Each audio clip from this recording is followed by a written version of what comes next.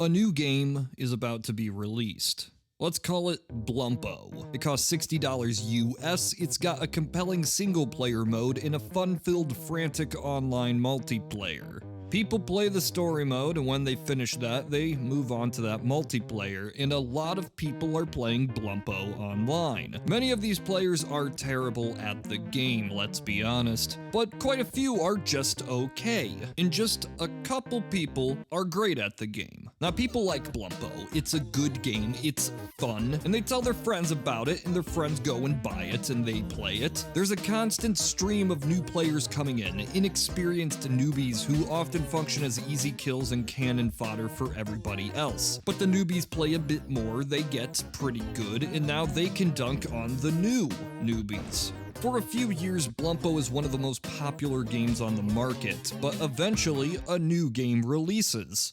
It's called Splumby, and it has its own online multiplayer. Some of the Blumpo players start moving over to Splumby, and some stay with Blumpo. But then another game releases, and more people are leaving Blumpo. After enough time, a lot of people are just bored with Blumpo. They've been playing on the same maps, competing in the same game modes for years. They've unlocked everything that can be unlocked. And there's really no reason to keep playing the game. The novelty has worn thin. After a few years, Blumpo is considered an older game by the standards of online multiplayer titles. Nobody's really interested in picking up Blumpo for the first time. It's old. Go buy Splumby or the new Splumby 2. But a few people are starting to get sick of that Splumby formula. I mean, it's fine, but it's no Blumpo. And some people just want to go back to the OG game that started it all. Go back to Blumpo. But now when they come back to this game, it's not like they remembered. The game itself hasn't changed, but the player base has. In the years since these people have played Blumpo, everybody has gotten really good at the game. Only the most dedicated players were still playing Blumpo after all this time, after all these other games released. So anybody trying to just revisit Blumpo for fun is gonna get bodied. They can't compete, their opponents have years of experience on them. Now they could just get good, they could practice for a while to try to effectively compete in this old multiplayer game, or they could go play Splumby 4, and that's what they go do. They go play Splumby. There's a way to fix this problem, but you probably won't like it. The free-to-play live service game. To some, these words represent the worst aspects of modern gaming. Predatory microtransactions and exploitations of one's fears of missing out. Expertly and meticulously crafted to squeeze people's wallets rather than offer a compelling experience. But live services don't have to be a bad thing. In fact, they should be a good thing. By making a game free, it lowers the barrier of entry. New players will just keep joining all the time. By providing consistent updates, older players are given incentive to return every few weeks and months. The greatest benefit of live service games should be their longevity. Yet for some reason, many of these free games aren't even lasting as long as a $60 game that doesn't even exist. Something has gone horribly wrong, and I want to talk about that. Now, I know some people out there will be thinking, what is wrong with live services? Why do me, have a problem with live services? Why would you complain about a game that keeps providing you with more content? Don't you want more content? I mean, many of these games are free to play. You don't have to buy anything. But if you do, well, that's your decision.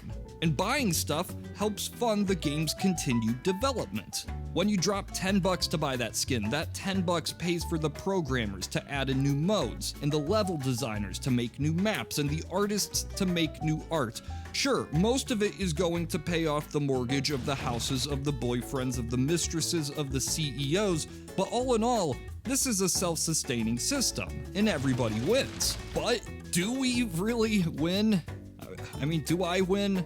Live service games have existed for a long time now. They used to be called games as a service until that seemed to get too much backlash and they changed it. Before that, we had subscription models, MMOs, and even the occasional free update. But for the sake of this video, I will be referring to any game with a paid battle pass or an in-game store that receives consistent updates as a live service. Paid DLC does not count. A lot of live service games seem to get shut down pretty quickly. They get announced, nobody plays them, and then they disappear. But the reason the games themselves are failing, it's not just because these games are bad. It's not because people have rejected these monetization practices. It's quantity. Live service games are very different from other kinds of games in one specific way. They don't just demand a player's money, they demand a player's time. Daily, weekly, seasonal updates and challenges. Sure, they give you more stuff to do, they offer more gameplay experiences, and they give you a reason to come back every day or week to check the shop. But this isn't the only reason that you have this sort of FOMO cycle. If you can guarantee that a player is spending all of their time in one game, you can ensure that they won't go to the competition. It's the Disney World model. Keep them on property so they spend all of their money just here. Don't even let them think about the competition or trying out something new. You give people a sense that if they don't finish these challenges today or this week or this season, they're gonna regret it. You keep them emotionally and financially invested in your game just so they don't play another. Now, this makes it exceptionally difficult for a publisher to launch a new live service game. It's like convincing people to move over to a new game console manufacturer. I mean, sure, this one might have some new fancy features, it might even be better, but all of your information, your friends, and purchases are tied to this platform.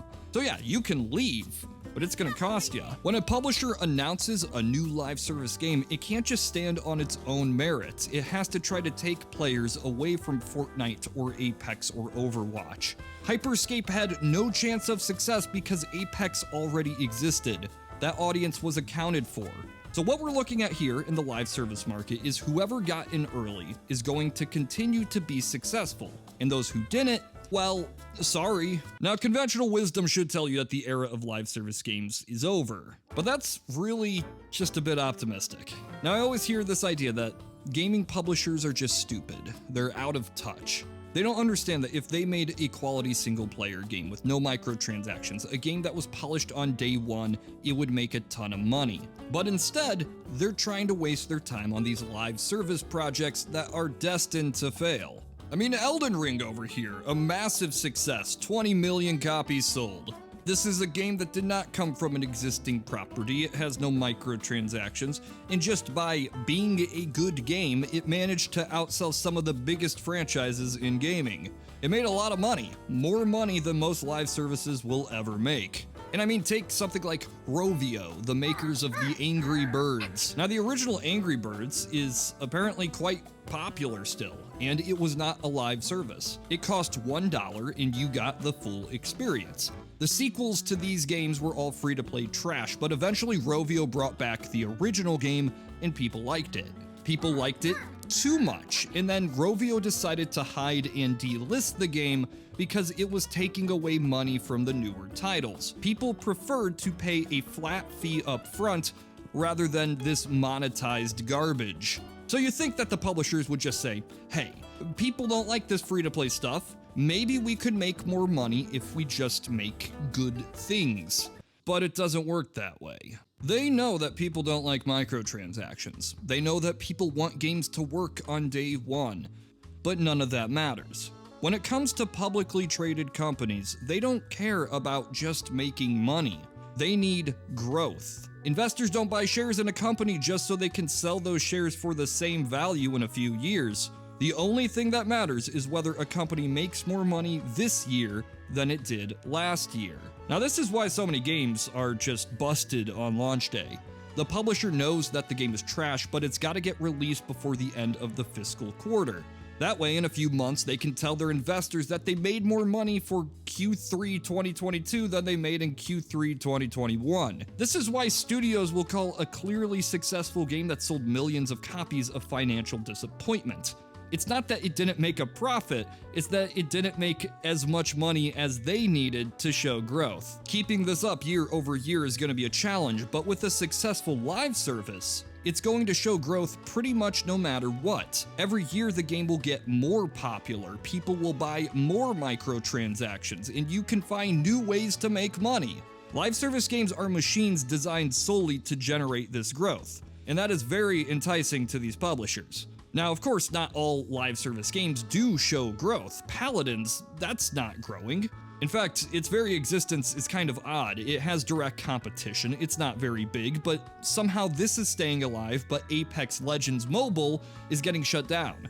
Well, that's because Paladins isn't published by a publicly traded company. It doesn't matter if it's not growing, it just needs to make more money than it costs to develop. Now, I know that all of this might sound a bit doom and gloom. Like things will never get better because growth. But even still, there is a balance between success and risk, and I think we're hitting that point in the market. Live service games are oversaturated, and trying to break in is pretty much an impossible task unless you're developing a sequel to an already established live service game.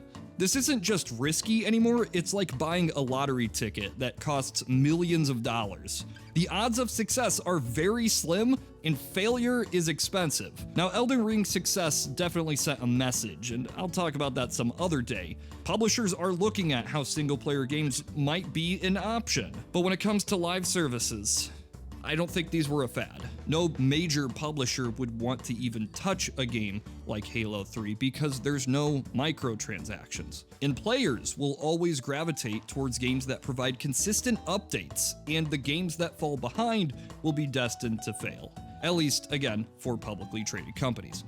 And that's my review of the new Batman game. Good night, everybody.